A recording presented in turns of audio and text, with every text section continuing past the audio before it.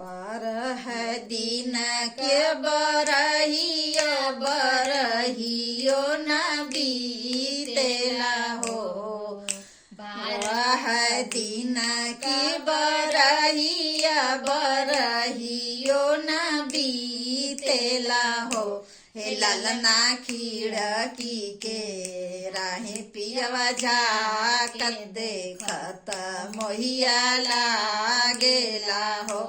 हे ललना खिड़की के राहे पियवा झाके देखत मोहिया लागेला हो। मचिया ही बैठेली सासु सरब गुनया गर हो। मचिया ही बैठेली सासु सरब गुनया गर हो। हे ललन हे सासु तनी एक ललना समर तू पिया क मनवा राखित हो।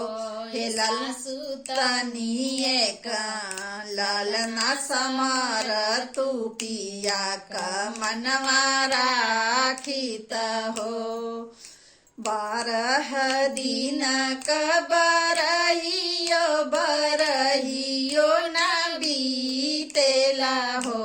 हे ललना खिड़की के रहे पियवा झाके देखत मोहिया लागेला हो।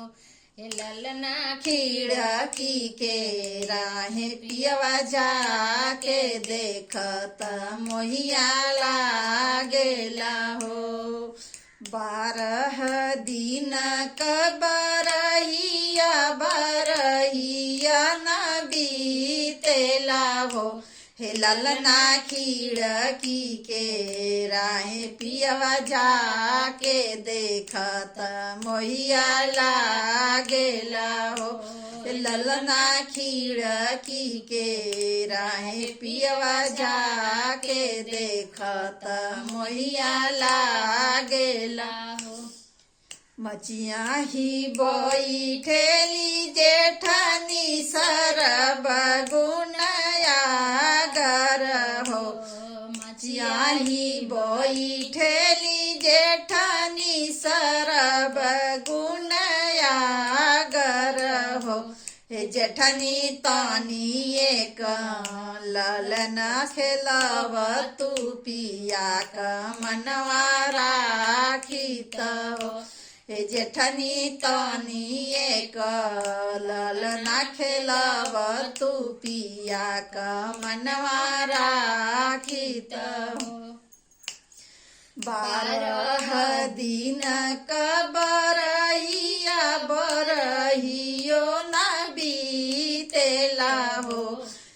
बारह दिन क बरहियो बरहियो न बीतेला हो। हे ललना खिड़की के राहे पियवा झाके देखत मोहिया लागेला हो। हे ललना खिड़की के राहे पियवा झाके देखत मोहिया लागेला हो।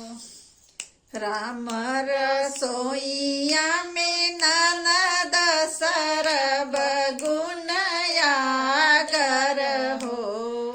राम रसोइया में ननद सरब गुनया गर हो। हे ननदा तनी एक थाम तू भतीजवा पिया क मनवा राखित हो।